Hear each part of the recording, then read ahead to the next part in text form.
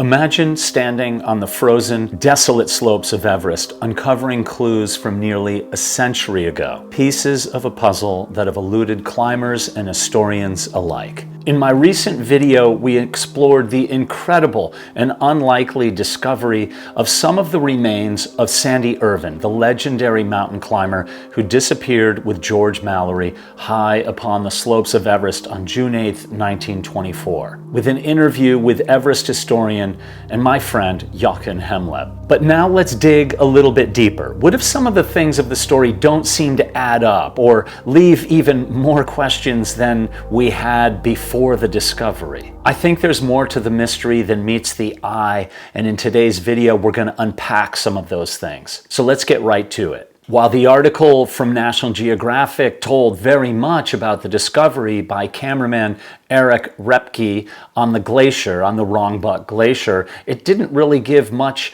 information about the location or about other things in the area that might have been found other than the 1933 oxygen bottle that had been found sometime before. I'll leave the best for last in this video, so stay tuned. You do not want to miss it, as I have a tidbit of an interview with a very special guest who has not been on this channel before, someone of great notoriety. So the first thing that you notice when you take a look at the article is you look at the pictures of the glacier itself, where Jimmy Chin, the professional climber and filmmaker, is essentially kneeling beside the foot and boot of Sandy Irvine. That does not look like the zone that would be right up near the base of the face of Mount Everest. And just look at how dry it is, how much gravel there is.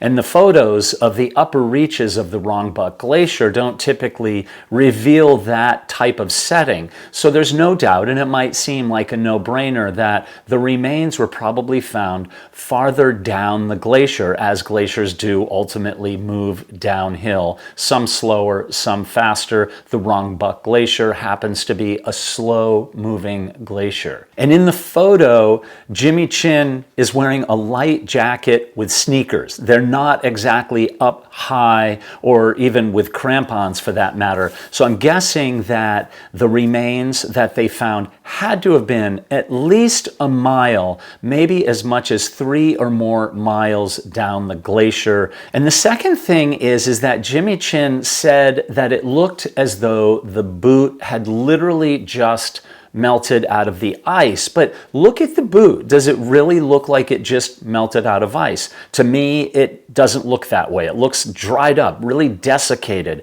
as if it's been sitting out in the sun for a long, long time. So it doesn't, to me, appear as though it just melted out. So how long had that boot been sitting out there? We really don't know. We don't know if they had seen it sometime before and saved that photo opportunity for a different location to hide the exact location.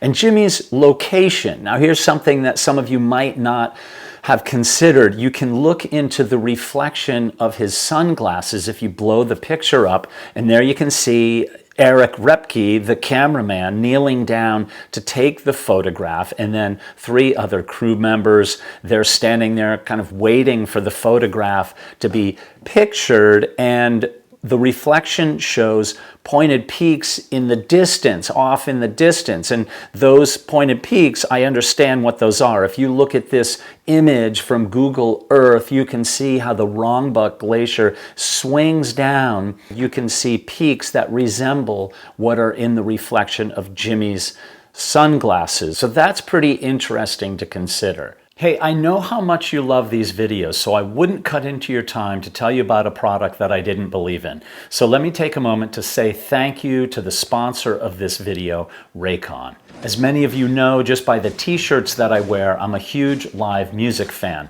If Raycon had been around when I was a teenager, it might have saved these babies. Suffice it to say, I am always respectful of the amazing gift of hearing, which, if I had to do it all over again, I would have been much better to my ears. Raycon's everyday earbuds are made to make your everyday just a little easier. That's the best part. Who needs complicated technology thingies that that require a rocket scientist to operate. And there's active noise cancellation, which makes long flights way easier. So on my long flights to Nepal, for instance, or when I'm at concerts, I now have a way to limit any damage the loud sounds will have. The cool thing is that the quality of Raycons rivals some of the big shots in premium audio, but Raycons start at just half the price. My favorite of the many cool qualities are the active noise cancellation, of course, and 32-hour battery life. That's totally nuts. It means I can save all the outlets to charge my film batteries and camera batteries. Also, there's a new quick charge function in the unlikely event that my bats are spent. 10 minutes of charging gives 90 minutes of batteries. That's awesome. Honestly, the thing these have been most crucial for me have been while editing my videos. With the Raycon Buds, I can edit and not bother Simba, who's having his beauty sleep. And these videos take hours to edit. The earbuds are so comfortable, they don't hurt my ears and don't fall out when I take a break to listen to the occasional music video. And the case covers are super chill.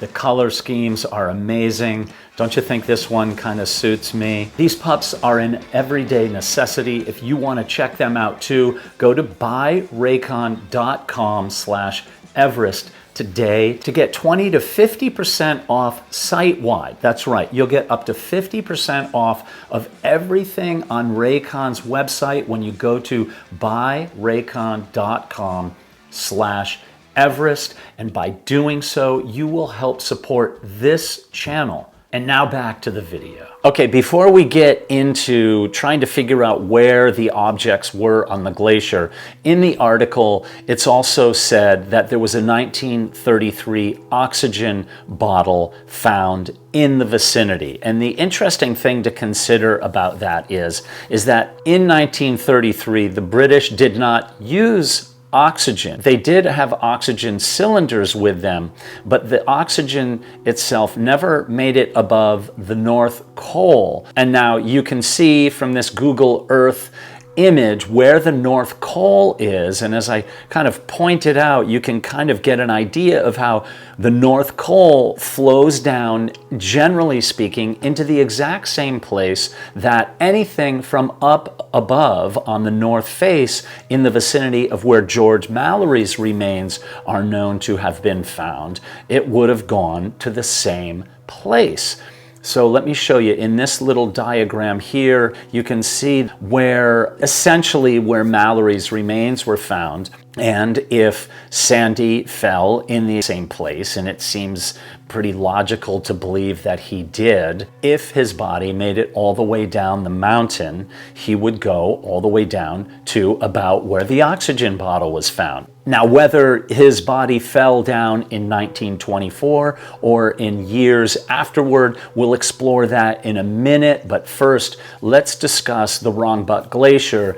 Okay, so let's take a look at Mount Everest on Google Earth. And I want to explain to you where, generally speaking, in relation to the mountain, the remains of Sandy Irvine were found, as opposed to where the actual climbing route on the north side is. I've got quite a wide shot. You can see here's Mount Everest. This is the north face, right?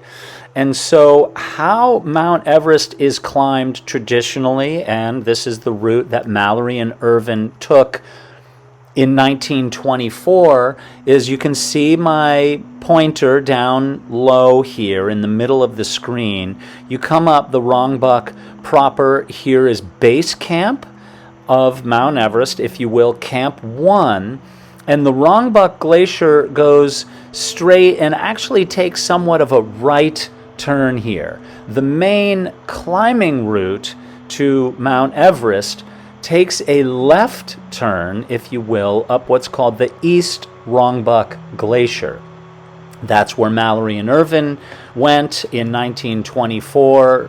Now let's go jump over to the other side down here. This is the Rongbuk proper, okay? The main Rongbuk Glacier, this here is the North Col, which would be Camp 4 in Mallory and Irvine speak, if you will. The 1924 Brits used 6 camps, and Camp 5 would probably be somewhere in here, Camp 6 here, and then where Odell saw them in the vicinity of the second step was right around here. The 1933 oxygen bottles were stashed or cached in this area here, and as we know, the National Geographic crew found a 1933 oxygen canister that very possibly fell from this area. So it could have dropped down to the main Rongbuk Glacier anywhere in this vicinity where it was found by the National Geographic crew. We don't know. They are not disclosing that. George Mallory's remains in 1999 were, this is a bleak angle, but let's just say generally speaking somewhere in here.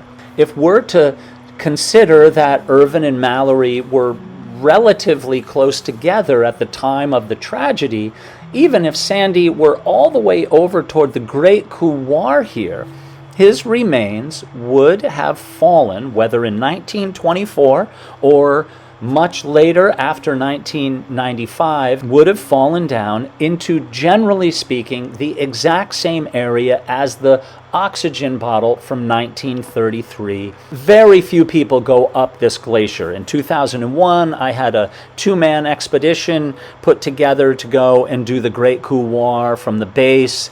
That was unsuccessful, and then there are other infrequent attempts on that side. The vast majority of the climbs from the north happen on this side. So the chances of people encountering the bottle or the boot were very, very rare.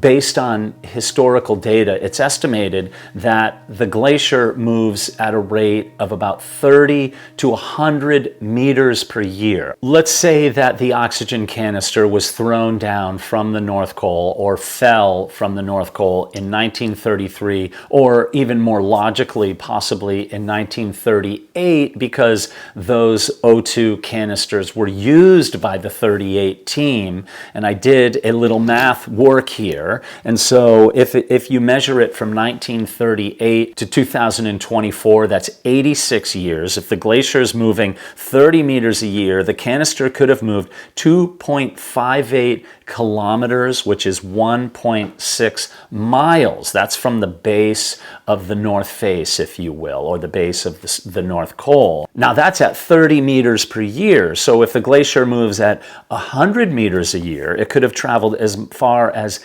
8.6 kilometers or 5+ miles, which is a long way to travel. So depending on the glacier's speed and other factors like the terrain and melting and then freezing, the canister could have moved anywhere from 2.6 to 8.6 kilometers over that time. Now, this kind of gets us into the whole thing of when did Sandy Irvine's remains end up at the bottom of the North Face? Now, this gets into the big thing that, let's go back to my interview with Jamie McGinnis and Mark Sinnott, who talked about previous sightings in the decades after the disappearance of Mallory and Irvine, and the talk about the possibility that the Chinese removed the body, or as Jamie McGinnis suggested in his video via a conversation with a Tibetan official from the Chinese Tibetan Mountaineering Association, that the body was thrown off the mountain. This very much could corroborate or at least give credence to the idea that they did in fact do that. I'm not personally making that statement. I'm just saying that Jamie, in the conversations he had, that's what he was told. We also know that there are 4 sightings, previous sightings of the body of Sandy Irvine since 1924, starting with Xu Jing in 1960 on the 1960 Chinese expedition. And then in 1965, we have Wang Fuzhou. He does his speech for the Russian Geographical Society in 1965, reporting the sighting of a body that, given the altitude that he was found, was definitely not George Mallory. And then we have Pandu in 1975 with the 1975 Chinese expedition, where it is reported she mentioned that they had found a body and the camera, and that the camera was removed from the mountain and they botched the film. And then in 1995, the Sherpa Chiring Dorje encountered a body that, given the altitude as well, it was not George Mallory. Therefore, we surmise that it would have been Sandy Irvine. Chiring Dorje did return to look for the body on successive dates and was unable to locate it. So, given what Jamie McGinnis said, that the body was removed or thrown off the mountain well before 2008, to me that hones it down sometime after Chiring Dorje's sighting in 1995, very possibly before the 1999 expedition that found George Mallory. Gosh, if the body hadn't been removed by then, perhaps we would have found both Mallory and Irvine. It's hard to know. But if we're to take it at that the body had been thrown off the mountain shortly after that, that's about 30 years for it to travel down the glacier. If you've enjoyed what you're seeing in this video and you want to see more about the discovery of Sandy Irvine's remains and the mystery of Mallory and Irvine, be sure to subscribe and hit the bell icon, because you're not going to want to miss what's coming out in the future. We have a lot more to come, so I just want to make sure that you're here when the video comes out and you don't miss anything. You'll be at one of the places where you can find the most information about the mystery of Mallory and Irvine, Everest Mystery.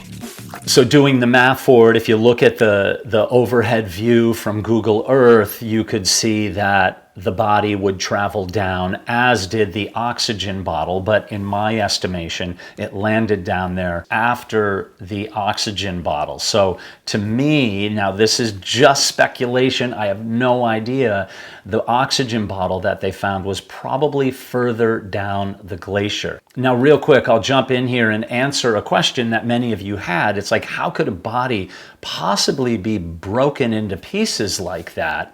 Now, one, we know about the absolutely tremendous forces of a glacier which could grind a gigantic boulder into sand. So a human body, frozen as it might be, would not fare well being ground downhill by the glacier and would be broken up into pieces.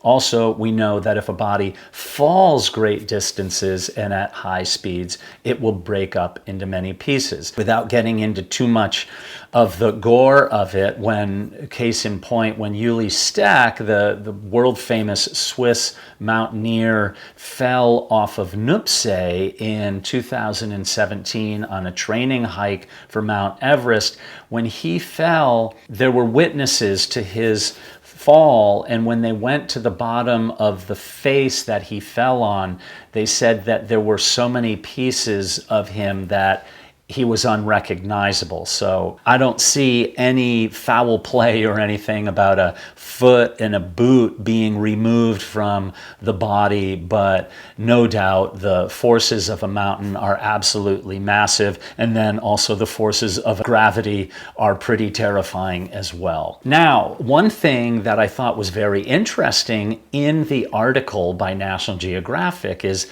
they talked to the author Julie Summers, who is the grand niece of Sandy Irvine, who wrote a terrific book about Sandy Irvine, and she was contacted, as it would turn out, by Jimmy Chin from Kathmandu after he returned there from the discovery of Sandy Irvine's foot, and she came to the conclusion that because they found the body there, that it disproved everything that Mark Sinnott had said in his book, The Third Pole, about the Chinese removing the body from the mountain.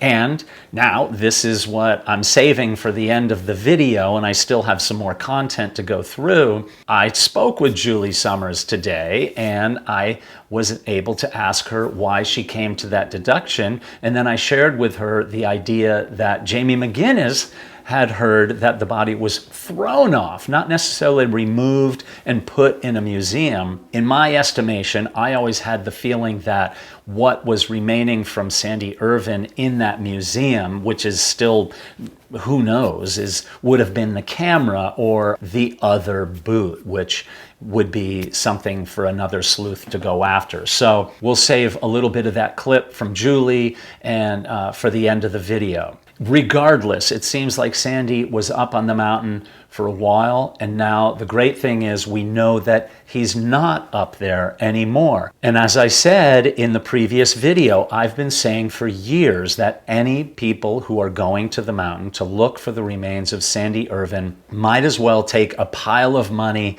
and burn it before going up the mountain to look for his remains. I was absolutely certain that he was not up there, not knowing exactly where he was, but given all the things that we know about people sharing stories about the body being removed or perhaps it being avalanched off, I thought that that was something important for people to know. And now, no doubt, the Chinese are the ones who are going to dictate what happens in the future because they don't let people go tromping around the mountain without keeping an eye on them. So my gut tells me that if there are any successive searches up the Rongbuk Glacier, they're going to have a big say as to who's going to go do it and how that takes place. Now, one of the reasons that a lot of the information is unknown, all that we'll see is probably that article in National Geographic, is that obviously National Geographic is going to wrap their arms around this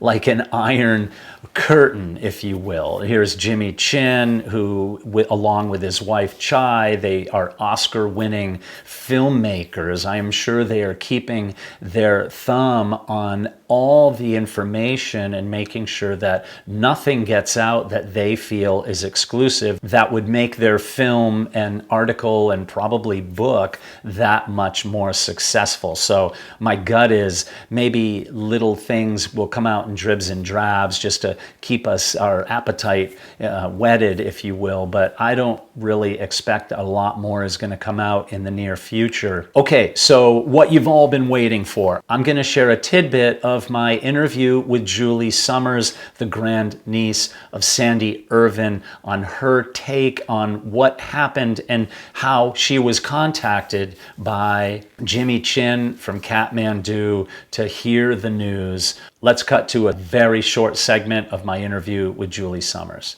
Julie, so I think probably the coolest place to start would be when you got a phone call telling you that some of the remains of your great uncle had been discovered on the Rongbuk Glacier. I'd love to hear that story and what emotions you were feeling. Next morning, I get up. There is the phone call at 8:15 in the morning. And there is Jimmy Chin, who I knew of his reputation, but I never met him. And he was sitting in Kathmandu looking a bit sort of stunned because obviously he'd just come down from the mountain. And he suddenly said, so when we were coming back down the glacier, we found an oxygen bottle from 1933. And my head was sort of still in the Vogue world. And I went, oh, that's interesting, isn't it? And then he said, and we found a boot. And I said, oh. I said, wow. And he said, yeah, it's a really old boot. And when we looked at it, I thought to myself, that looks like the same kind of boot that Mallory was wearing. Compared it on my camera. And I said, yes. My interest was now quite piqued. And my antenna was sort of wobbling. And I thought, something's going on here. And then he said, and the boot had a sock in it. So I said, oh, amazing. And he said, and it had a label on the sock.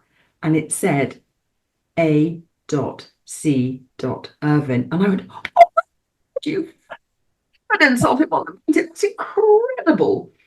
Emotionally, was there any sense of closure? Because you're family, you're a relative of his. And did you feel satisfied? Like, not that, I mean, obviously it was just part of him, but was there any sense of closure in that for you? Not in the immediate moment, because it was too exciting, to be honest. It was actually thrilling. And then I think probably sort of a day later, when I thought about it more, it gave me closure. And I think above all, it's given other members of the family closure. And while I've always been on record as saying I never wanted to see his body, and I still stand by that, I regard the foot and the boot as a piece of archaeological evidence, and that's totally fascinating.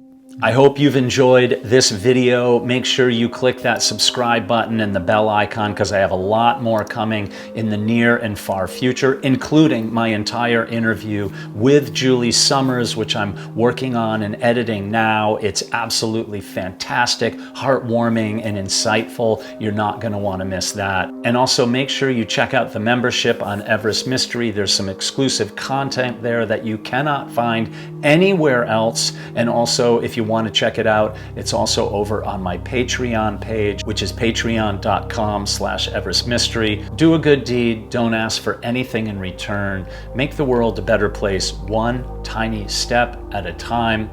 Peace be with you.